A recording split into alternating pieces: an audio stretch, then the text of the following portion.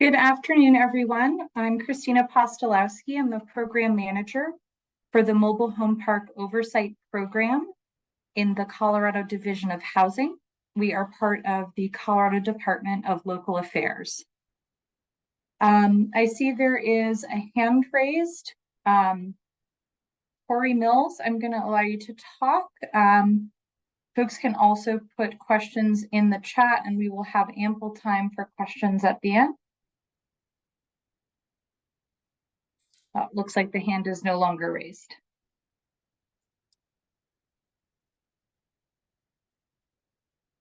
Well, thank you everyone for joining. We're going to go ahead and get started. This meeting is being recorded, so if for some reason you have to leave early or want to go back to the recording, that recording will be available after the meeting on our website. And it may take a couple hours to get posted, but you can contact us as well if you need a link. So the intended audience for this meeting is manufactured housing community owners and managers. The meeting is open to the public, so if you are a resident or a local government or nonprofit, you're welcome to stay on the meeting. But we are aiming to have this educational session for park owners and managers. So I will just let everybody know up front, if we get to the point where we are running out of time for questions, we are going to prioritize questions from community owners and managers for this meeting. If we receive a request, we're happy to do another conversation if there are a lot of resident questions that don't get answered at a separate time. You can also email us or leave us a voicemail on our toll-free number if you have specific questions that don't get answered during today's presentation. So to ask a question, you can go ahead and use the chat box. It's nice to see everybody chatting who they are, where they're from in the chat. If you are on the phone, you can dial *9 to raise your hand and ask a question. If you are using the app, the Zoom app, or on a computer, there's also a raise hand function. I would say if you're able to chat while the presentation's happening, that's probably a faster way to get your questions answered. When we come to a question break, raising hands or dialing *9 to request to ask a question is perfectly fine. One thing that we are not going to do in this presentation today is we're not going to answer questions or respond to questions about individual parks or individual complaints. Because this is public and educational and going to be on our website, we'd like to keep the information more general. If you have specific questions for your community or concerns you'd like to raise, please go ahead and send us an email or call us at our toll-free phone number. I'll also be providing contact information for myself and some of our other staff at the end of the presentation.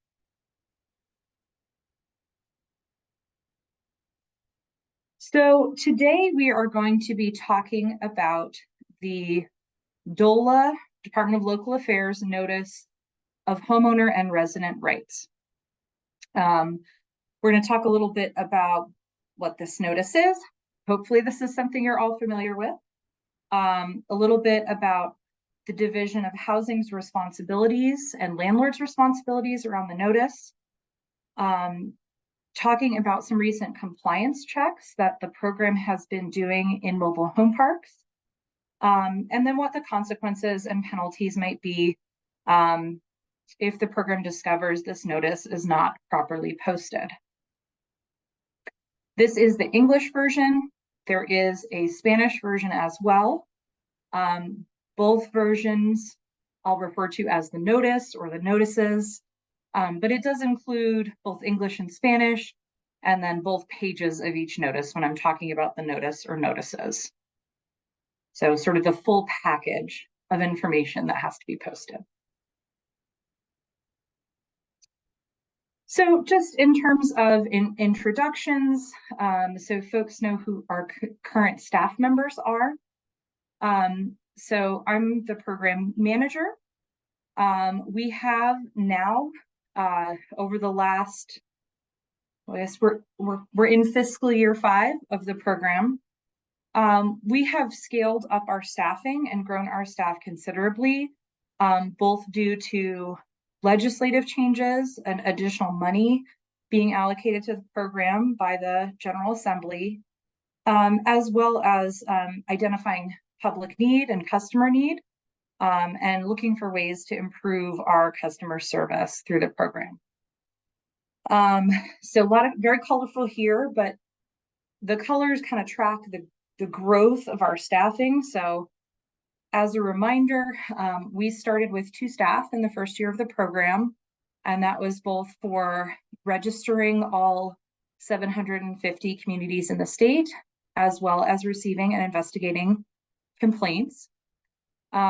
We were permitted to add 2 additional positions in the second year of the program. And in the first 2 years of the program, all the positions were general, so working on registrations and complaints. Third year of the program, which was 2021-22, we realized there was a need to have dedicated staff to help with park registration questions and concerns. So we created 2 additional positions focused on registration, and sort of now have a registration team and a complaints team. This last year, we had some additional changes. So we were asked to hire an additional staff person through House Bill 22-1287 to work on mobile home park sales and the homeowner opportunity to purchase requirements. This position has been vacant for a couple of months, but I'm happy to announce that one of our program specialists will be moving into that park sale administrator role starting next week.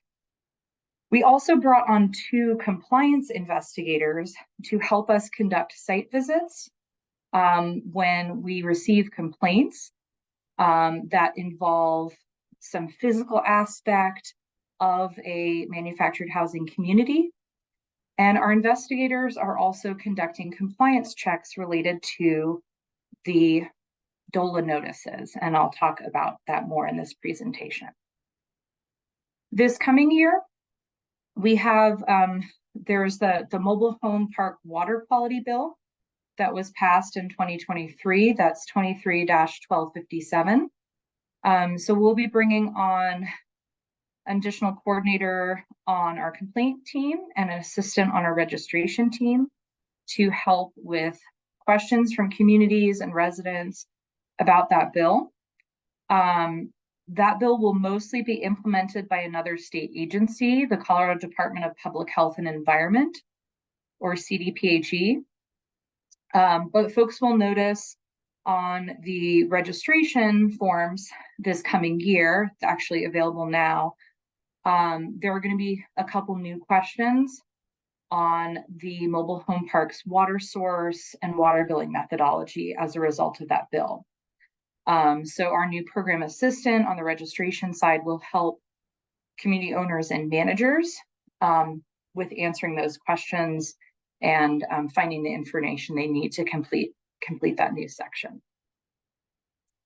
The last position I just wanted to mention is we are going to be bringing on a community outreach liaison, likely before the end of this calendar year.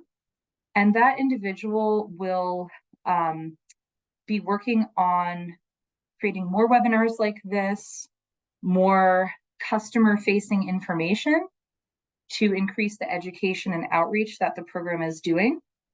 And this community outreach liaison is going to serve both community owners and managers and help provide information that they need, as well as residents and resident homeowners.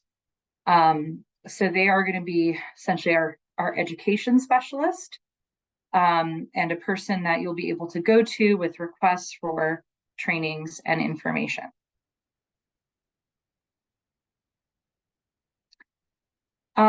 So I wanted to go over the Department of Local Affairs, or DOLA's responsibilities when it comes to the Notice of Homeowner and Resident Rights. So the statute that created the Dispute Resolution and Enforcement Program says that DOLA is responsible for producing a notice with certain information. So we have to talk about homeowner and resident rights and responsibilities, how individuals can file a complaint, what penalties there are in the statute if a landlord retaliates against a resident for filing a complaint, as well as provide our toll-free phone number and website. The notices have to be in English and Spanish, and in a format that community owners and managers can reasonably post in a community. So, we've been able to keep the notices to 2 pages for English, 2 pages for Spanish. And we are really trying to strike a balance between including all of the crucial information and making sure that the notices do not get too long, that it becomes overly burdensome for landlords to post the notices. We anticipate the notices will stay to 2 pages, English and Spanish, when the updated notice goes out again this year. One note on a recent change, or somewhat recent change. So as of October 1st of last year, 2022, the notices have to include resident rights. So if you're not sure if you have the right notice or the right notice posted, look for this resident rights. If it has resident rights, it's the most recent notice. If it just says homeowner rights or homeowner rights and responsibilities, it is not the most up-to-date notice. So you'll need to go to our website or contact us to request copies of this most recent notice that includes homeowner and resident rights. You'll also notice at the top of the notice, there is a space for your emergency contact number for your community. So this is a requirement in statute as well, that landlords have an emergency contact number posted in the park. You're not required to put it on this sheet, but we did add space for it so that you could make sure you get your number posted and also have our notices posted if that was easier or convenient for the community owner or manager. But that emergency contact number does have to be posted in the park, whether it's on this sheet or posted separately. One thing to note is that we do send out an updated notice each year. Typically, we send it with the registration information or registration renewal information, unless there's been a change in state law, and then we might send it separately so we get the new notices up before the changes in state law take effect. So last year, you may recall I mentioned October 1st, 2022. That was the effective date for a update bill on the Mobile Home Park Act and mobile home park sales. So we mailed the notices in September so that landlords and then residents would have current information before that new law took effect. This year, we don't anticipate a lot of changes to the notice. There may be a couple small updates. We anticipate sending the notice out in late November. And so once those notices go out, landlords then have 7 days to update their postings of the notices. We have already received the request that the notices not arrive over the Thanksgiving holiday. So we're going to do our best to time it So they'll come probably the week after Thanksgiving, just so folks know a little bit about the timing. And that I was just talking about, one of our responsibilities is to distribute this notice to all of you community owners and managers. We do send the notices out to the person who is the primary contact for park registration. So we don't send the notices to every registration contact listed in our database. You know, say we have an owner, a manager, an accountant, an attorney. We're not going to send the notice out certified mail 4 times. We're going to send it out once to the person that you have indicated is the primary contact for registration communications. So if you're not sure who that is, you have an online account, you can log in and look that up. If you don't have an online account or you're having any issues accessing your account, you can contact us by email, and our registration team can assist you. So in addition to creating the notices, distributing them to all of you, the statute says that we are responsible for ensuring that landlords post the notice in clearly visible and accessible locations in every common area of the community. And the statute also says the Division of Housing shall enforce a penalty if we discover the notice is not appropriately posted. So part of the presentation today, we're going to talk a little bit about what that enforcement has been looking like and is going to look like in the coming months. You know, we do want to work with communities, help educate communities on how to get these notices posted. We're also balancing that with our statutory requirements to ensure that these are posted, and the requirement that we do enforce a penalty if we discover it's not posted. So we're going to be talking a little bit today about compliance checks for the DOLA notices. So what are compliance checks? They are unannounced site visits to public areas of a mobile home park. They are conducted typically by our 2 compliance investigators, Stephen Eckleberry and Lindsay Jones, and both Stephen and Lindsay are helping answer questions in the chat today. And so you may see their names, hear from them directly. Compliance checks are going to also include checks in communities where we've received a complaint that the notices are not properly posted or are no longer posted. But they're also, so we're going to look at parks where we received a complaint about posting, but we're also doing site visits like spot checks to communities where we have not received a complaint to ensure the notices are posted. This was not something that we had the ability to do in the first couple of years of the program. If you remember back to my organization chart slide, we had 2 staff who's responsible for setting up the program and getting things going.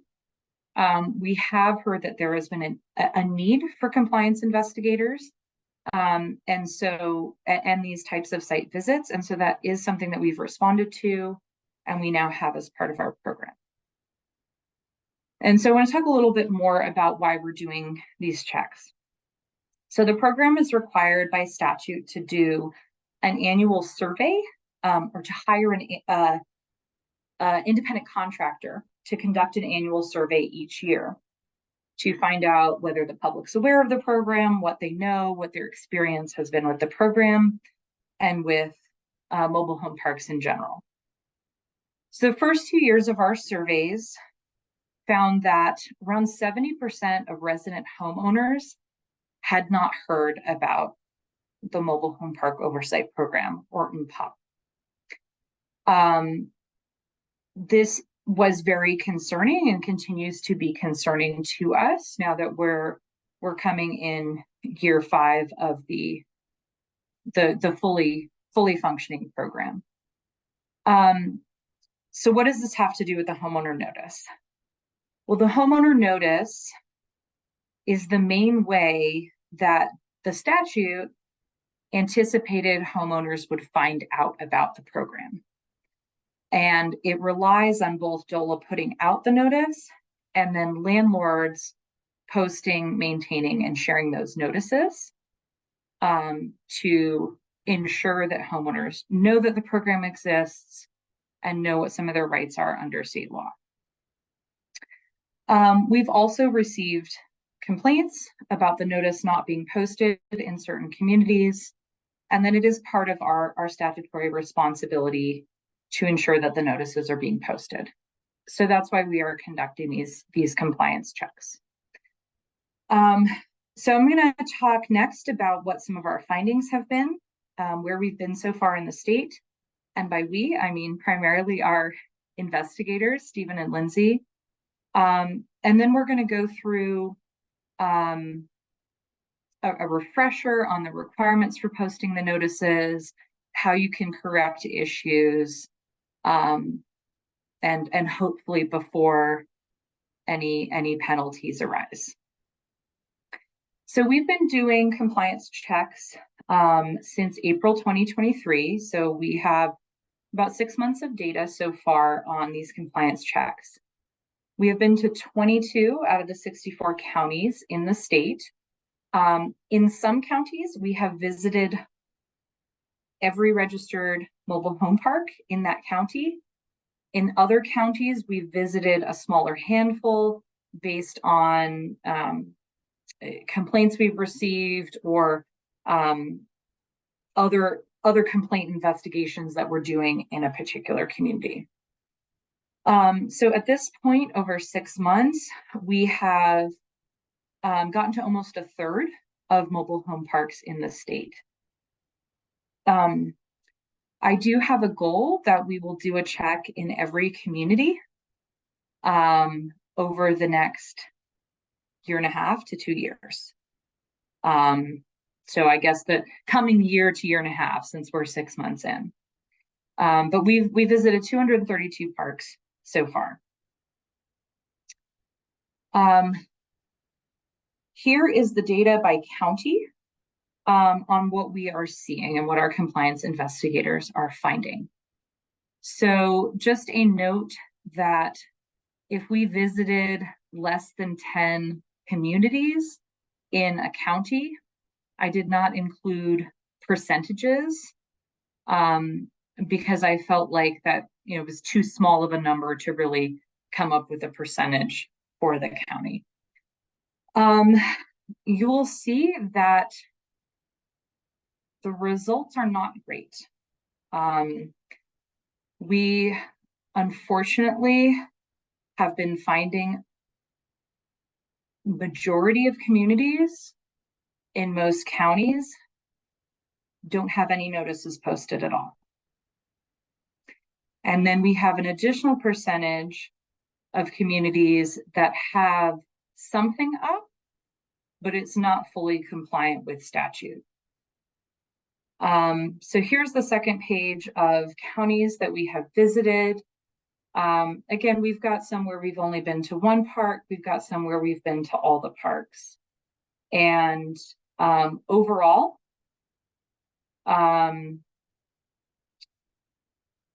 we found 142 parks, or 61% that don't have any notices posted right now.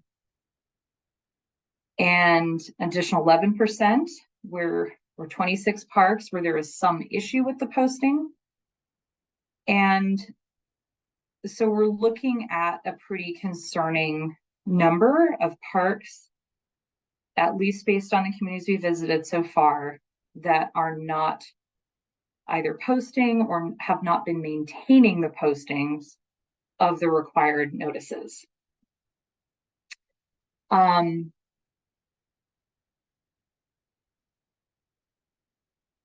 I want to express that this should be a concern for all of us.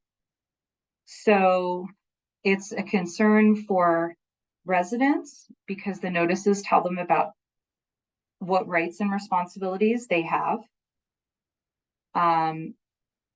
I think it's also a concern for community owners and managers.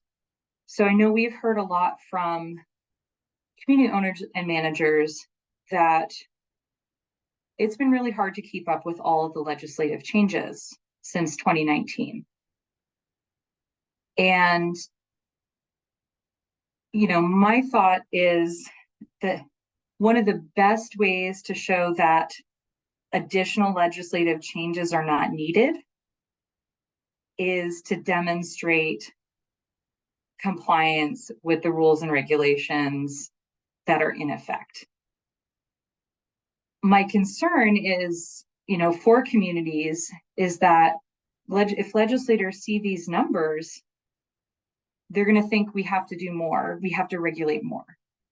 And so if you're a community owner or manager who's been struggling to cope with the regulations or does not want to see more legislative changes, I would really encourage you to get the word out to your fellow owners and managers in the state to help fix these issues. And hopefully the next 2/3 of the compliance checks that we do on homeowner notices will start looking a lot better. And then we can talk about how community owners and managers are addressing these concerns. DOLA is working on education and outreach, and we can get this corrected without more changes to the law. So that's my pitch. So here's a little bit on where the notices have to be posted and how they have to be posted. All of this information that I'm going into now is in the instructions that are mailed out with the notices. The instructions are also posted on our website. And the instructions mirror our administrative rules for the program. So if you need to check the instructions now or after this meeting, they're on our website. You can also email us and ask for a copy. The instructions are mailed out every year with the notices, so just please read through those carefully. And then again, you'll be able to come back to this presentation afterwards when it's posted on our website. So a couple different ways that you can get this information if you need a refresher, if you have a new community manager starting and want to make sure they get trained up on where the notices need to go. So the notices have to be posted in every common area of the mobile home park. Our administrative rules for the program provide some details on what those common areas are. So the notices have to be posted at every common resident mailbox location, every rent payment drop box or other rent payment location, and every community hall, recreation hall, and clubhouse. If one or more of these locations exist, the notices have to be up at these locations. The notices do need to be clearly visible and accessible to residents. So if your management office is a rent payment location, then you would need to post your notices at the management office. Typically, most management offices are not open 24/7. So our recommendation would be to post it on a window on the outside of the door, on a bulletin board outside of the management office, so that posting is clearly visible and accessible at all times to residents. If you have a community hall, recreation hall, or clubhouse, and you're posting at that location, if residents can access those buildings 24/7, say they've got a PIN code or key, it's okay to post inside those buildings as long as the residents can access that 24/7. If it's only open certain hours or the residents' PIN codes only work certain hours, we'd recommend posting again outside of the building or in a window so it can be seen from the outside. Landlords can choose to post in additional places That's certainly fine. If you think, hey, we have this other type of location that would be really great. We have a community bulletin board located somewhere else. You're welcome to post in additional locations, but you do have to post in these locations, even if you post elsewhere. So what if you don't have any of those, what I'm calling primary locations? Our administrative rules for the program give some additional options. So if you don't have resident mailboxes, a rent payment drop box, or community hall, recreational clubhouse, you can post outside every management office. And again, the program rules say outside because it does need to be visible and accessible at all times. You can post at the park entrance. So this might be on a bulletin board at the entrance, on the entrance gate, or on the entrance sign, or a freestanding location at the park entrance. Or you can post on the front of every resident dumpster. So, and this is the front, not the back. We don't want people to have to climb through, 2 feet of snow to get to the back of the dumpster to see the notice. It does need to be on the front. If you don't have any of those primary locations, you don't have any of those secondary locations, our administrative rules do allow landlords to post the notices on their online rent payment portal or other website that is used by residents or intended for use by residents. I will note that posting next to a required location is okay. So we have gotten some feedback that, well, if I put the notices right on the mailboxes, US Postal Service takes them down, or if I put them right on the dumpsters, like the trash company doesn't like it, or they take it off, or it gets damaged. We're okay with posting next to one of those required locations, as long as it is, really at that location and clearly visible and accessible to residents. We at the Division of Housing can help you come up with posting locations. We know there are communities in unique situations, and every community is a little bit different. So we can help talk through what some of your options might be. However, we can't exempt you from posting. It is a statutory requirement that the notice be posted in all common areas, and we do not have the authority to say anyone can't, say someone is okay not complying with posting. But we're happy to have those conversations and try to think through creative solutions.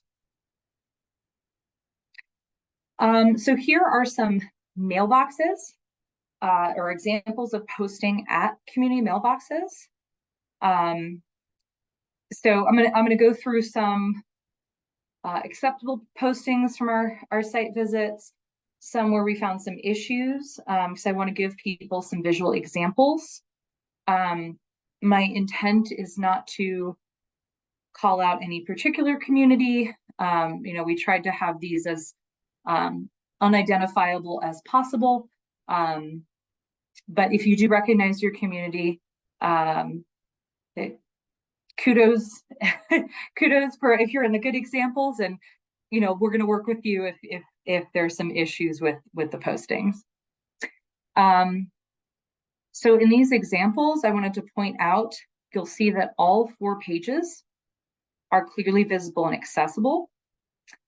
The notices are protected to a certain extent. So there is either tape or possibly, in the example on the left-hand side, there may be, lamination, plastic over the notices. We do recommend this if you are posting the notices outside because they can get weathered, right? And we know in some communities in the state, we're dealing with a lot of snow in the winter. We had a lot of rainfall this year. So and this is in our instruction, has been in our instructions each year as well, at least getting some plastic sleeves, from an office supply store, clear tape,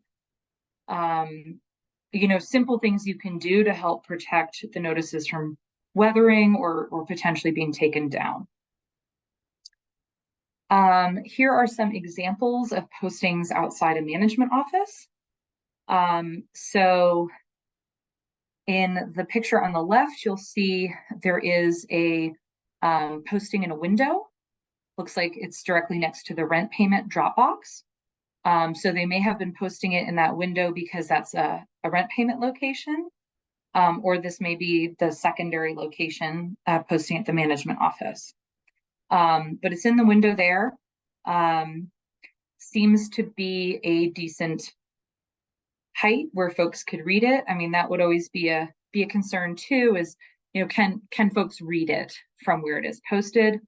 But it seems like if folks can reach in and make that payment, they can likely read that notice. On the right is another example. So there is a bulletin board that is up next to the door to the management office. It is covered.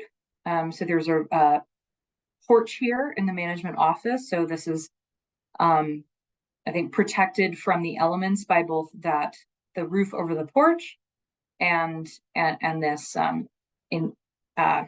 this case here. But again, it looks like all 4 pages are clearly visible side by side, and the posting is there in English and Spanish. Here is an example of a posting at a park entrance.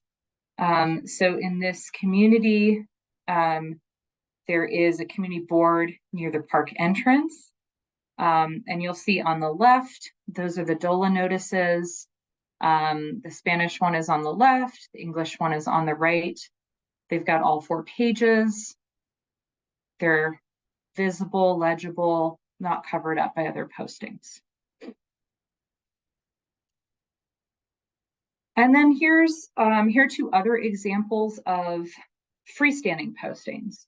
So these were communities where maybe they didn't have a management office or, a group mailbox location. They still needed to post in a common area in the park. And so what the community owners or managers did here was set up like a freestanding posting. So this one, it looks like they have on the right, looks like they've got a longer fence post that they added, like a bulletin board or case to. And then here on the left, they added it to a utility pole. So, just examples of, if you don't have buildings or existing structures to post, you're still going to have to meet this requirement for years to come. So putting up a post, a board, a structure will be a way to help ensure that you're in compliance. So the requirement around the notices is not only that they're posted once a year, but that they are maintained. Those postings are maintained year round. So our program rules say that the notices have to remain posted, be clearly visible and accessible all year. And again, you've kind of heard me talking about this means all pages have to be fully visible, accessible in both languages. And what this means is that the community owner or manager may have to repost during the year. They might have to replace notices if they're accidentally damaged or intentionally damaged. They may need to, the landlord may need to remove obstructions. Say something's posted on top of a notice and covering it up, they would have to move that other posting. Landlords may also want to take steps to protect notices from weathering or tampering, as I've mentioned, to reduce the amount of times that they're having to repost or replace notices. So some mistakes we've seen in posting. So these are, well, the first one is we would say a full violation. The notices are not posted at all, or are no longer posted at all. The other items on this list are what we are considering partial violations. So they still, issues that still need to be corrected, that may result in a penalty, but we're going to reduce the penalty amount because it appears there was compliance and something happened, if that makes sense. So in some cases, we've found that the notices are only posted in one of the required locations. So say the community has 3 group mailbox locations, the notices are only posted at one location. It needs to be at all 3 resident mailbox locations. In some communities, we've seen it only posted in one language. It does have to be posted in English and Spanish, regardless of whether all of the residents speak English or all the residents speak Spanish. It has to be up in both languages. Another issue we've seen is that only the first page is visible. It's really important that both pages are fully visible in both languages. The first page of the notices goes over some general rights and responsibilities under the Mobile Home Park Act that homeowners and residents have. The second page of the notice includes information on for residents or homeowners who may be facing eviction, and information on contacting the program, and information on filing a complaint. And so there is different information on each page, and all the information there is there because it's part of what's required by statute. Some other issues or mistakes we've seen is a notice is partially or fully obstructed, inside a locked building or an area that's not accessible to residents, or notices are up one day, down the next. We have heard from community owners and managers that they sometimes experience issues with residents potentially tampering with the notices, moving them, removing them. So we do understand that this issue may come up. But one thing we're trying to reinforce through this presentation is that the landlord still does have a responsibility to make sure those notices are up. So protecting the notices from tampering, or taking steps to protect them from tampering, or checking the postings on a weekly basis, or some other with some type of frequency, so that you can get them up if they come down, would be advisable steps for landlords to take. So here are some examples of issues that we found, and again, not trying to call any community out, but trying to provide the visuals to help. So in this case, it looks like the notices were fully posted, but they can no longer be read. So they have been sun damaged, water damaged, otherwise weather damaged. So these are notices that need to be replaced. They can be replaced in the same locations. We just got to get copies that can be read. Here are some examples where there are some pages missing.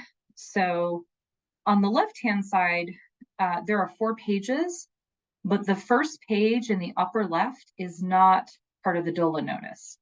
It's some other page. So for whatever reason, I think the second page of the English notice is missing here.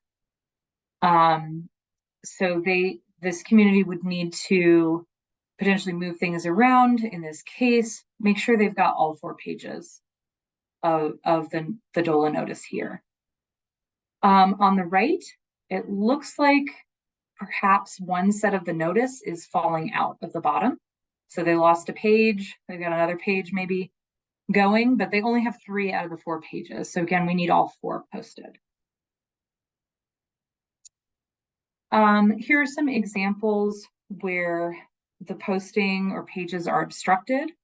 So in the example on the left, we've got almost a full page that of the Spanish notice that is obstructed by another community flyer.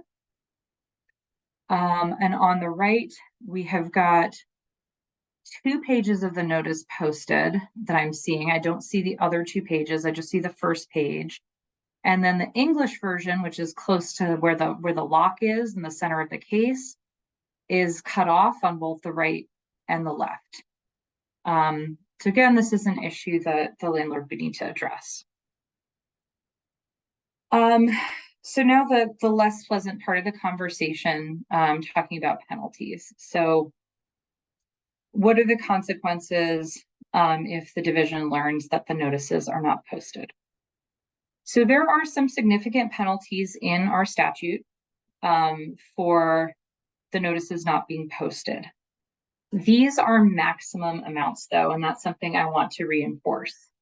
So up to $3,000 is the penalty for a first offense, up to $4,000 for a second offense, and up to $5,000 for a third or subsequent offense.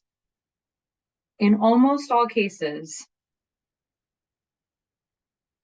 communities are just getting their first notices this year, potentially through our compliance checks. And in almost all cases, we're not assessing that maximum amount. We're scaling the amount of the penalties and based on guidelines in our program rules. So we're scaling the penalties based on the number of homeowners in the community, which relates to the severity of the violation or the impact on others. We are looking at whether, okay, there were no notices posted, or there was something posted, but there was an issue with it. And if there's something posted, we're going to have a lower penalty than if there was nothing posted. And then we're also looking at, cooperation of the community in correcting any issues that are found. So this is our current process.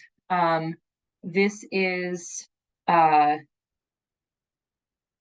not part of statute or rules, but this is part of our internal guidance and how we've decided to address these posting issues and take enforcement actions this year.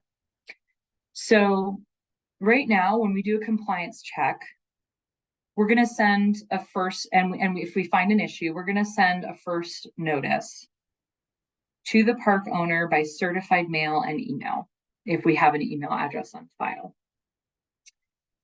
Please, whether you're an owner or manager, make sure that you're accepting certified mail from the Division of Housing. We send the notices each year by certified mail, and then we send penalty letters by certified mail, and your registration renewal, and subpoenas, if there is a subpoena related to a complaint. So please do accept certified mail from the Division of Housing. If you want to also get that quicker notification, you have and use an email address, please provide that to us, and we'll send you copies of anything we mail by email as well. So after that first notice goes out, the first notice will let the landlord know, hey, here's the issue that we found. If you can fix this in the next week, we're going to reduce the penalty by half. So great way to get a penalty reduction. Just fix the issue in that 7 days, send us photos or other evidence that you've corrected it, and we'll cut the penalty in half. After that 7 days passes, we will send out a final penalty notice. So it will either be the original penalty if we didn't get a response, or it'll be a reduced penalty if we did get a response and the issue was addressed. And then the community will have 30 days after that second letter to pay the penalty. Payments can be made online through your park's online account, or can be made by check mailed to the division. And there will be instructions on how you can pay in that penalty final letter. A note on one of the changes in the law that took place last year: a community will not be able to increase lot rent if the community has unpaid penalties. So really encourage anyone who gets this penalty letter, one, respond in 7 days, you'll get reduced by half. Two, pay the penalty sooner rather than later, so you're not included in that list of communities that are restricted from increasing rent due to unpaid penalties. If the program does not get a penalty payment after penalty is final, within those 30 days, we may place a lien on the mobile home park and or send the penalty to collections. So those are the more serious steps in the process. Hopefully less work for you all, less work for us, if we can just get it paid, taken care of, and move on. So what if you object to the penalty, object to the division's findings? So this is the appeal process. If you get a penalty letter for failing to post the required DOLA notices. So first step, contact us in writing to explain any mitigating circumstances.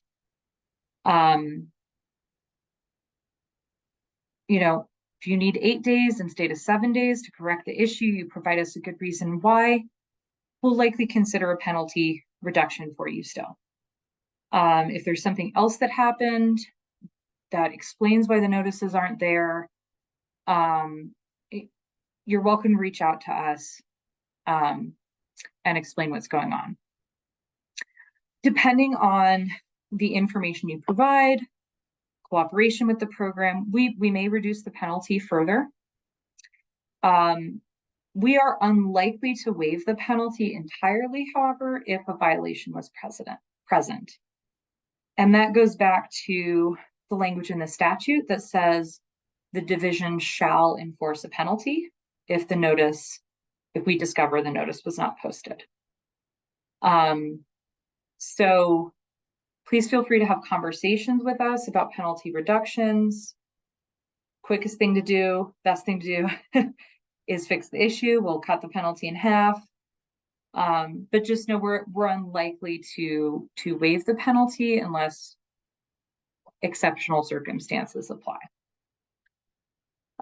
For this particular penalty assessment, there is no appeal right in our statute through the Office of Administrative Courts.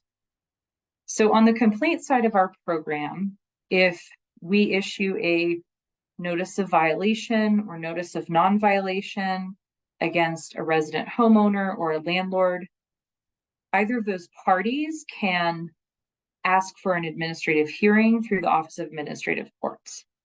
But that's specific to notices of violation or non-violation through our complaint program. The statute does not include that hearing right for penalties. A penalty final letter is instead a final agency action. And under administrative law, individuals can appeal final agency actions by filing a case in district court. Again, we hope we don't get there. We hope we can get some reductions and quick resolution, but just so you know what your appeal rights are. So here is contact information for the program at the top of this slide for myself and for our 2 compliance investigators. Most of the communications for related to the compliance checks and penalty assessments are coming directly from our compliance investigators. So, if you've got to put Lindsay and Stephen in your, safe sender list or your not spam list, please go ahead and do so. We do have a second level of review as well for all of the penalty assessments. So if there are appeals, concerns, Lindsay and Stephen are also bringing that to me to look at and weigh in on. Say thank you to everybody who's been participating in the chat and everyone on my team who's been providing answers. I want to open it up to other questions. One thing I'll say real quick is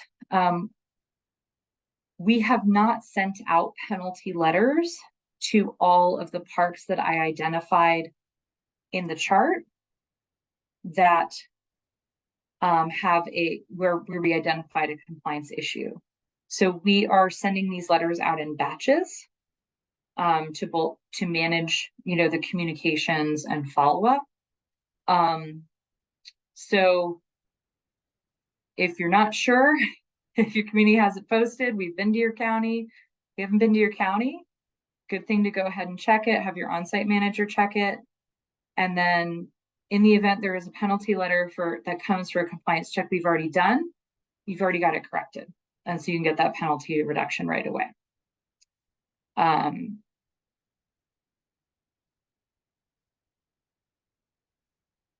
So I see question in the chat. Do landlords have to mail out the notices annually? There are requirements in our program rules, and this is in the instructions for the notices as well, that yes, landlords have to share a copy of the notice with homeowners and residents each year. And with every new lease that's signed. So we didn't go over the sharing requirements in this presentation, but they are in the instructions. So what I anticipate most communities will do or should do is when we send that updated notice out, you get it end of November, plan on sharing it with residents through posting, mailing, or email as described in the program rules.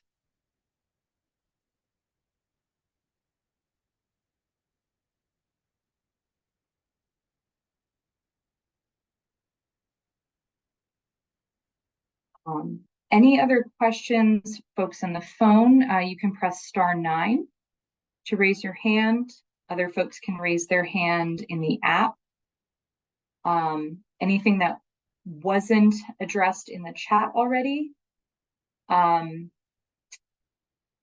please let me know. We will be sending the notices with registration renewal packets at the end of November. She should get them last week in November, first week of December. For those parks that have whose registration is expiring February 1st or March 1st. If you're expiring April 1st or later, you'll just get the homeowner notice packet end of November, beginning of December, and you'll get your registration packet around 60 days before your expiration date.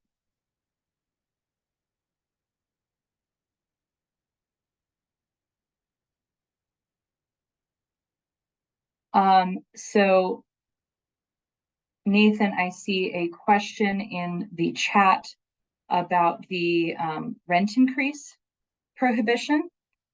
There is an FAQ page on our website on rent increases that goes into some of those timing questions. What happens if I already sent out a rent increase notice and then I have a penalty, and how to get that addressed.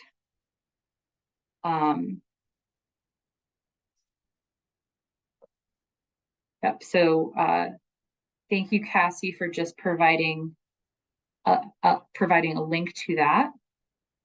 but there is some guidance there. If you don't see the answer to your question in those FAQs, please feel free to follow up by email, and we'll help you work through what the issue is.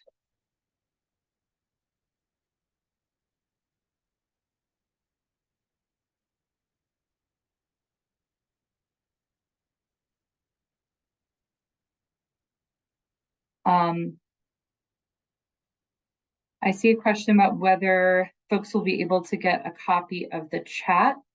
I am not sure if that will be included in the recording or what we post. What I can do is look through and see if there were questions and answers in the chat that we can add to some FAQs or answers to frequently asked questions on our website.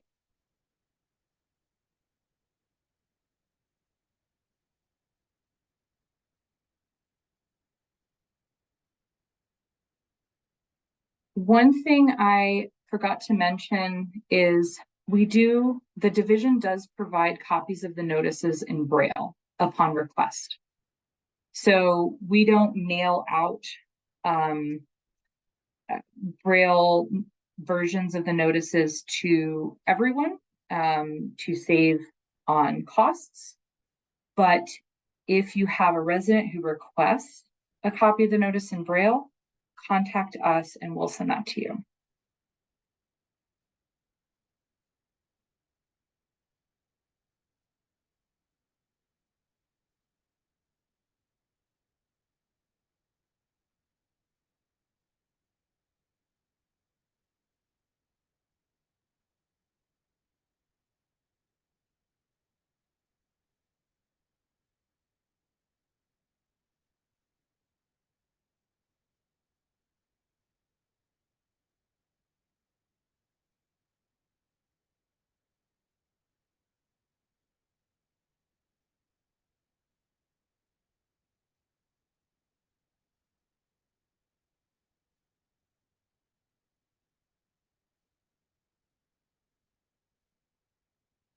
So the instructions on sharing the notices and how your options for sharing those are also posted on the resources page of our website. In the instructions that go along with the homeowner notice. So there are a few options for sharing the notices. One is posting on homeowner stores instead of mailing. This is a required notice. So I do not anticipate that it would require 48 hours notice to the resident before posting on their door, because this is a required notice if you're sharing a copy of this notice.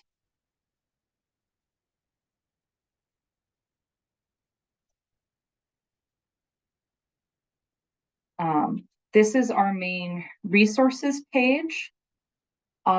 Just a heads up that we are going through some website updates at the division to try to make actually all of Department of Local Affairs web pages more consumer friendly, make it easier to search and find information.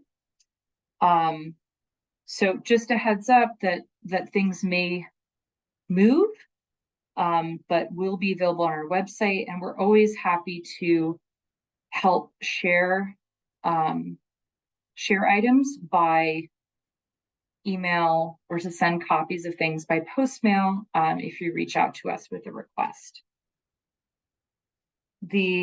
On the resources page, there is a specific bar that here, I'll share my screen so everybody can see it. There is a specific bar that opens up. It says homeowner and resident rights. It's got the posting instructions in English and Spanish, the most recent copy of the notice. We also have audio recordings that read the notice. If you have someone who is visually impaired and they want to listen to the notice, maybe they don't read Braille, these audio recordings are on our website. So you could play it for them in the office. Like if they came in and asked for that, we can send them the links to the recordings. And then here's information on how to request copies of the notice in Braille.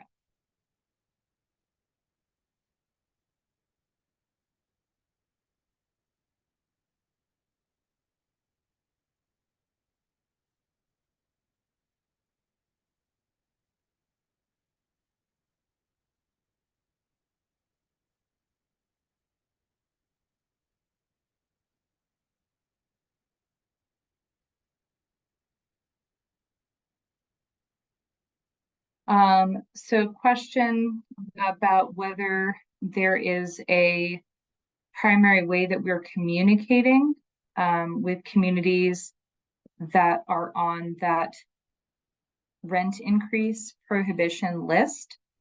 The main way we are communicating that a community may not be allowed to increase rent is when we send out a penalty notice or a notice that a parks registration is expired. So in those penalty letters now, all of our penalty letters say rent increase is likely prohibited, because you have a penalty, because you you don't have an active registration with the program. So communities, when they get those notices in the mail, again, we're sending those penalty notices by certified mail and then by email if we have an email address on file. That is how communities should be being notified or are being notified that they may not be permitted to increase rent until the issue is corrected. That public list on our website, we're updating about once a month.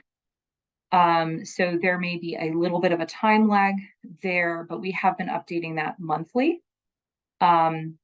If you are not sure if you have an active registration or if you have an unpaid penalty, there are a couple ways you can check. One is if you set up an online account for registering your park, you can log into your online account and check if your registration is active, hasn't expired. Also see if there are any payments that might be that appear in your account for penalties that haven't been paid. You can also contact us and we're happy to provide that information.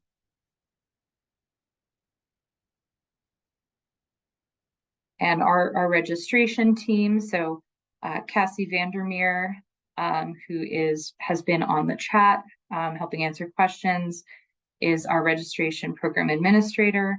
They can help you out with all questions related to your parks registration or any penalties.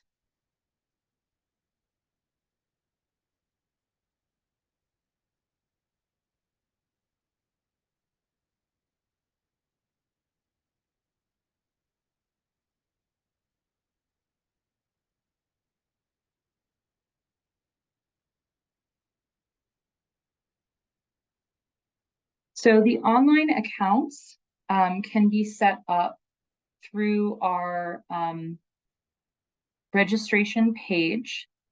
To get an online account. Yeah, no, Kathy, they can't.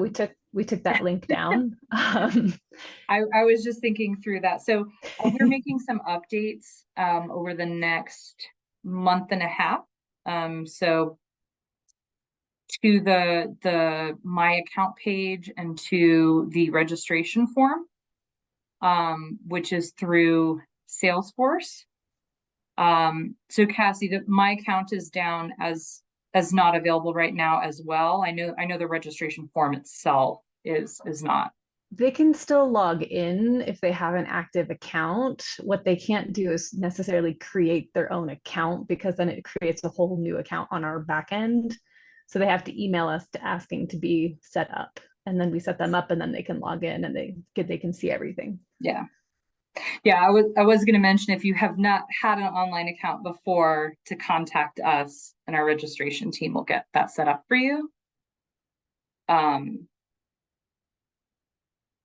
So that's at our program email address, which is MHPOP for Mobile Home Park Oversight Program at state.co.us.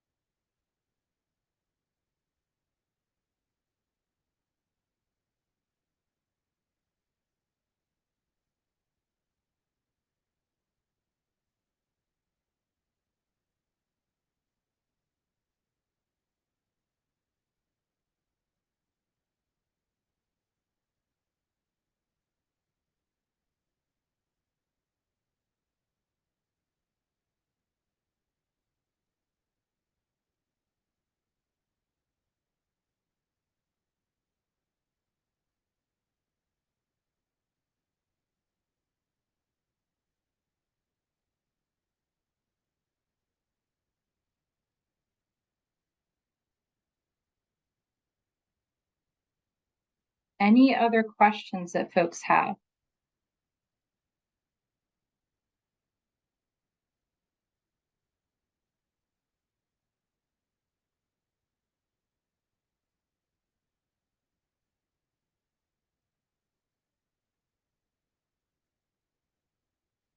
Okay, well, thank you everyone for joining.